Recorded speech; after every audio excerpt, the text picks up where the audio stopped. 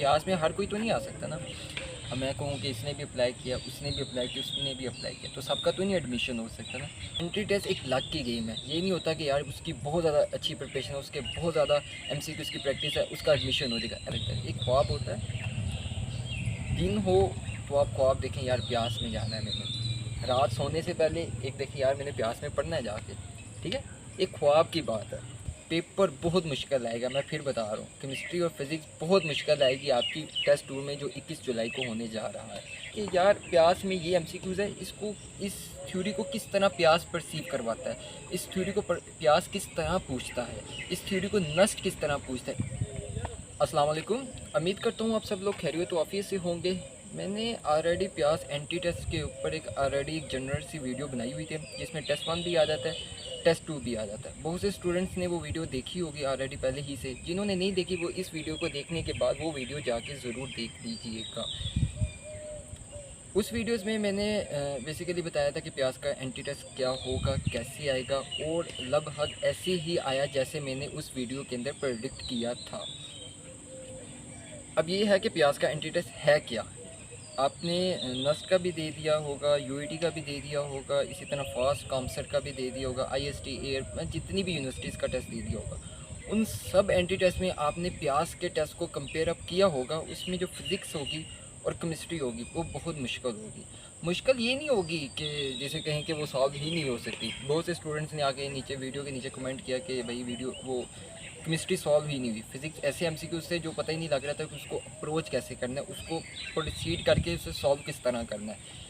मैंने मैथ का ऑलरेडी पहले ही से बताया था कि मैथ आपका बहुत ज़्यादा आसान होगा, इंग्लिश भी उसी तरह बेसिक मैट्रिक वाली इंग्लिश होगी। अब बेसिकली अब देखें ना कि बात जो चीज़ समझने वाली है, नस का आपने टेस्ट दे दिया, यूईटी का टेस्ट दे दिया, उसमें ऐसे कोई MCQs नहीं थे। इसमें भी MCQs ऐसे आने की वजह ये है कि प्यास में हर कोई तो नहीं आ सकता ना। अब मैं कहूँ कि इसने भी अप्लाई किया, उसने भी अप्लाई किया, उसने भी अप्लाई किया, तो सबका तो नहीं एडमिशन हो सकता ना। टोटल 360 एडमिशन होने आपके पूरे ऑल ओवर दी पाकिस्तान में से ना। तो इस चीज़ को एवेलुएट करें, जैसे वो टेस्ट आया था टेस्ट 1 इसी तरह टेस्ट 2 होगा।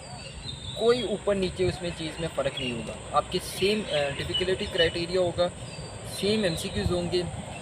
MCQs मैच नहीं होंगे, ये भी पहले बात मैं बता दूँ। MCQs अच्छे किस्म के बनाए जाएंगे। ये नहीं होगा कि भाई जो आपके नस्ट में आ रहे हैं, यूईटी में आ रहे हैं, वैसे MCQs बिल्कुल भी नहीं होंगे। केमिस्ट्री बहुत मुश्किल होगी। बहुत से मुश्किल से मुराद ये है, वो मैं बाद में बताऊंगा कि मुश्किल को किस तरह हमने सॉल्व करना है। मुश्किल होगी लेकिन ये नहीं मतलब होगा कि वो सॉल्व ही नहीं हो सकती। इसी तरह फिज़िक्स भी मुश्किल होगी। हाँ, जो प्री मेडिकल के स्टूडेंट्स हैं उनके लिए यही है कि उन्हें मैथ मुश्किल लगी है। वो इसलिए लगी है कि उन्होंने उसको उस तरह से प्रिपेयर नहीं किया। अभी जो प्री मेडिकल के स्टूडेंट्स हैं वो एटलीस्ट अपना मैट्रिक का मैथ बहुत ज़्यादा अच्छे से देख के जाएँ, उसको अच्छे से प्रिपेयर करें, ठीक है।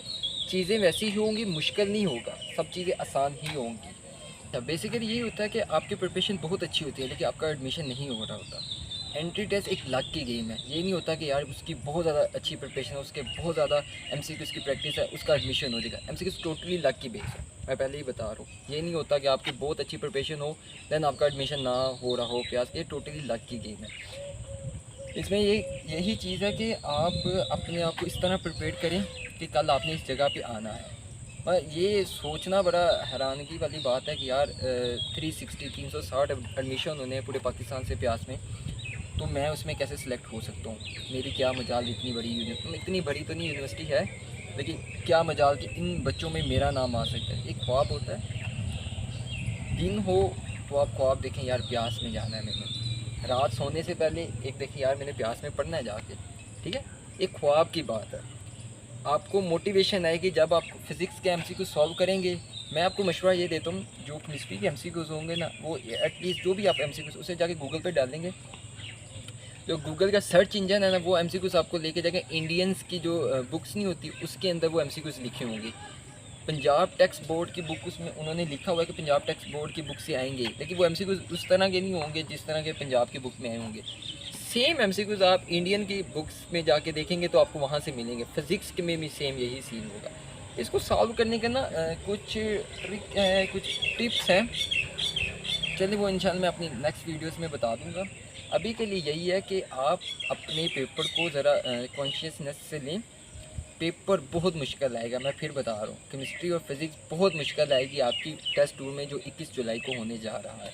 उसके लिए प्रिपेयर करने के लिए अपने आप को ख्वाब देखें, ड्रीम बड़े रखें कि यार मैंने प्यास आना है, इस जगह पे मैं इस वक्त जिस जगह पे खड़ा हूँ यार मैंने इस जगह पे आना है। सितंबर में आपकी क्लासेस स्टार्ट होंगी, यार मैंने इस सितंबर में इन क्लासेस में इनरोल होना है। ठीक है, एक ख्वाब देखें, रात सोने से पहले, सुबह उठने से पहले ख्वाब देखें, सुबह शाम ख्वाब देखें, तब ही है कि आपका एडमिशन प्यास में होगा। ठीक है, विदाउट ये कि भाई प्रिपरेशन हो रही है, जा रही है, तैयारी हो रही है, इस तरह नहीं होगा। ठीक है, दूसरी बात, बहुत से स्टूडेंट्स ऐसे हैं जिन्हें पता ही नहीं लग रहा कि यार प्रिपेयर किस तरह करना है। अभी उन्होंने बहुत ज़्यादा ब्लंडर्स मारे हैं अभी अपने टेस्ट 1 में, अब वो उम्मीद करते हैं कि यार वो इस तरह के ब्लंडर्स टेस्ट 2 में ना मारे जाएं। ठीक है, प्रिपेयर किस तरह करना है, हाँ मैं ये बता दूँ, प्यास का जो टेस्ट है पाकिस्तान की तमाम यूनिवर्सिटीज़ से मुख्तलिफ है। ये नहीं मैटर करता कि आपकी प्रिपरेशन कैसी है, ये मैटर करता है कि आपकी MCQs की प्रैक्टिस कौन सी है। सही है, अभी मैं आपको बताता हूँ।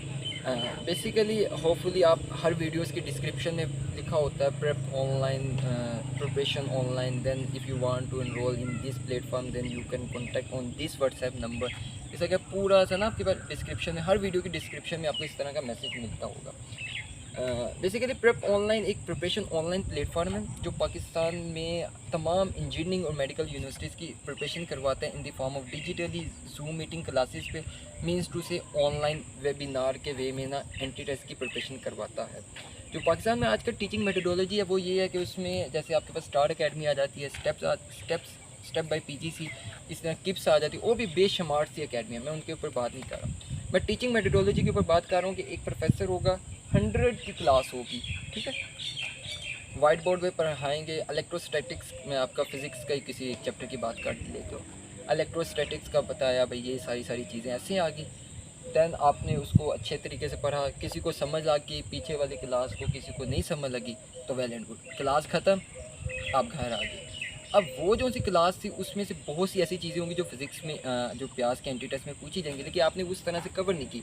वो जो प्रोफेसर होगा वो अप टू डेट नहीं होगा। अप टू डेट से क्या मरा, उसे ये नहीं पता होगा कि यार प्यास में ये MCQs है, इसको इस थ्योरी को किस तरह प्यास परसीव करवाता है, इस थ्योरी को प्यास किस तरह पूछता है, इस थ्योरी को नस्ट किस तरह पूछता है, इस थ्योरी को UET कैसे पूछती है।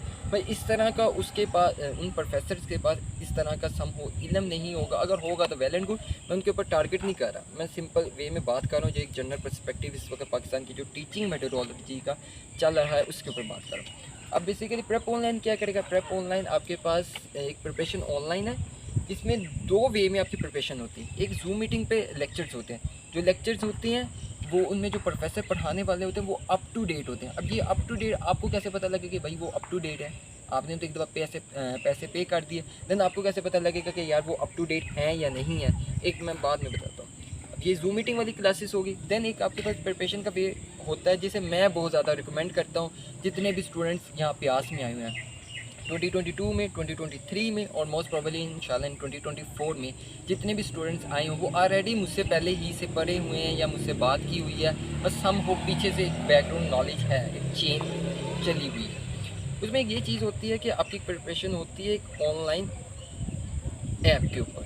सही, उस ऐप का क्या सीन है, उस ऐप में ये होता है कि जैसे अब सम हो मैं प्यास से लीड कर रहा हूँ प्रेप ऑनलाइन की तरफ से, इसी तरह नस्ट से भी एक स्टूडेंट होगा जो नस्ट की तरफ से प्रेप ऑनलाइन को लीड कर रहा होगा, इसी तरह UET की तरफ से भी एक स्टूडेंट होगा जो UET को लीड कर रहा होगा, इसी तरह कॉमसेट, फास्ट, GK, पाकिस्तान की सब यूनिवर्सिटीज़ में इस तरह के स्टूडेंट्स होंगे जो अपनी अपनी यूनिवर्सिटीज़ के पर्सपेक्टिव वे में उसको लीड कर रहे होंगे। अब मुझे पता है कि प्यास का टेस्ट किस तरह आएगा, प्यास का पास पेपर नहीं होता, पहले ही बात मैं बता दूँ।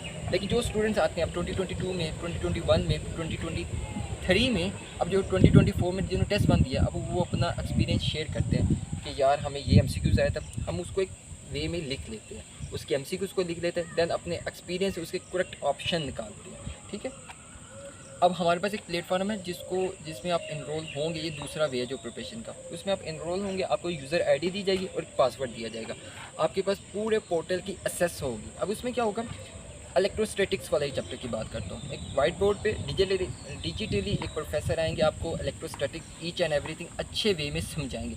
अभी आपके ऊपर डिपेंड करता है कि आप एक रात में सारी सीरीज़ देख लें या एक एक करके देखें, वो आपके ऊपर डिपेंड करता है। आपने इलेक्ट्रोस्टैटिक्स की पूरी लेक्चर ले लिया, अब उस लेक्चर से रिलेटेड एक वर्कशीट होगी, इलेक्ट्रोस्टैटिक्स वाले चैप्टर से रिलेटेड एक वर्कशीट होगी जिसमें 40 से 50 MCQs होंगे।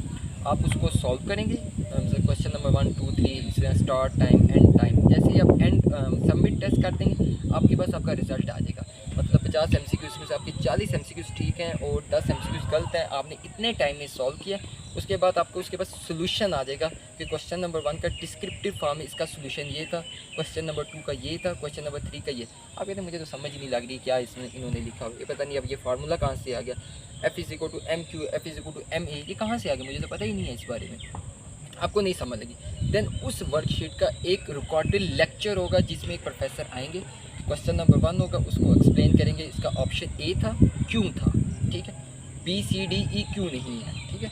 इसी तरह बताएंगे कि स्टेटमेंट को मैं थोड़ा सा चेंज कर दूँ देन इसका A से B कैसे हो सकता है, वो एक सबसे अच्छी प्रैक्टिस है। इसी वे में आपकी फ़िज़िक्स के सारे चैप्टर्स कवर किए जाएंगे, पार्ट 1 पार्ट 2, इसी तरह आपकी केमिस्ट्री आ जाएगी, इसी तरह मैथ आ जाएगा, इसी तरह आपकी इंग्लिश आ जाएगी। ये आपकी प्रिपरेशन होगी। देन आपके 3-3 चैप्टर के टेस्ट होंगे, उन 3-3 चैप्टर को भी इसी तरह वे में डिस्क्राइब किया जाएगा कि एक 3 चैप्टर के टोटल 80 MCQs होंगे, उसको आप सॉल्व करेंगे, डिस्क्रिप्टिव फॉर्म में आंसर आएंगे, नहीं समझ लगती देन उसकी एक रिकॉर्डेड लेक्चर होगा। देन 6 चैप्टर के टेस्ट होंगे, देन फुल बुक के चैप्टर के टेस्ट होंगे। फिर पार्ट 1 पार्ट 2 को मिला के टेस्ट होगा आपका फिजिक्स का, इसी तरह पार्ट 1 पार्ट 2 को मिला के केमिस्ट्री का टेस्ट होगा, इसी तरह मैथ का होगा, इसी तरह आपके पास इंग्लिश आ जाएगी। ये आपकी प्रिपरेशन इस तरह हो रही होगी जैसे आपकी कॉलेज लेवल में एक प्रिपरेशन होती है कि आपके प्री बोर्ड होती हैं, देन आपके पास फाइनल होते हैं, फिर एक चैप्टर, फिर 2 फिर आधी बुक, देन पूरी बुक का, फिर आप बोर्ड एग्जाम में चले जाए। सेम वे में इसी तरह ही इनकी प्रिपरेशन हो रही होगी। हाँ, अब जो बात है, अब वो बात ये है कि आपके जो MCQs होंगे वो कौन से होंगे, आपको क्या पता।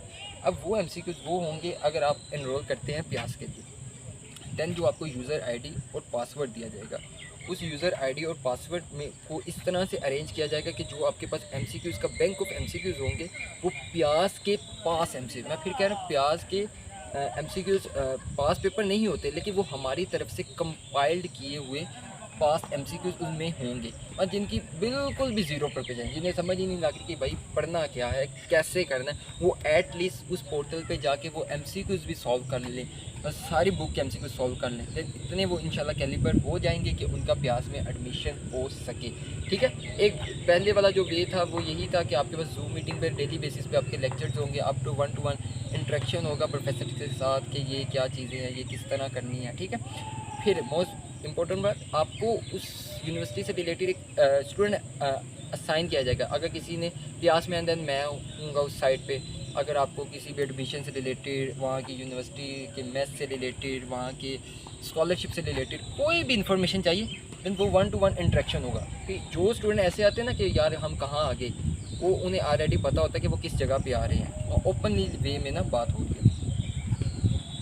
एक ये बात होगी। दूसरी बात ये है कि इसमें जैसे आजकल पाकिस्तान में एंट्री टेस्ट की प्रिपरेशन में मतलब बिज़नेस ही है किस्म का, स्टेप पे चले जाओ भाई 60,000 ले रहे हैं, 65,000 ले रहे हैं, 70,000 ले रहे हैं, किप्स वाले 40-45, स्टार अकेडमी वाले भी कोई 30-32, कितने पैसे दे रहे हैं। इसमें ये सीन नहीं है, इसमें इतने मिनिमम अमाउंट है कि जो स्टूडेंट अपनी पॉकेट मनी से भी खुद बेयर कर सकता है, मतलब इतनी ज़्यादा नहीं है, लेकिन इंशाल्लाह इतनी अच्छी प्रिपरेशन हो जाएगी कि सम हो जो पिछली प्रिपरेशन को आपने जो टेस्ट 1 दिया है प्याज का, आप खुद बिलीव करोगे जब हम बैठे हो गए ना, तो आपको ऐसे MCQs लग रहे होंगे यार ये तो मैंने MCQs उस दफ़ा यहाँ इस चैप्टर में इस तरह सॉल्व किया था, इसका आंसर ये था, ठीक इस तरह भी होगा, ठीक है इंशाल्लाह। अभी तो मैंने टेस्ट 1 के ऊपर बात ही नहीं की ना कि टेस्ट 1 क्या था। टेस्ट 1 बेसिकली मुश्किल था और इसी तरह ही मुश्किल आएगा। आपको अच्छी प्रिपरेशन करने के लिए अच्छे वे ऑफ पैटर्न को इंतखाब करना पड़ेगा, ठीक है। और ख्वाब देखें, अगेन कह रहा हूँ, ख्वाब देखें, ख्वाब भरे रखें, देन ही इस जगह पे आएंगे, ठीक है, इस जगह पे आएंगे। ख्वाब नहीं होंगे तो देन प्यास में आना बहुत मुश्किल है, ठीक है। ओके भैया, अल्लाह हाफिज़।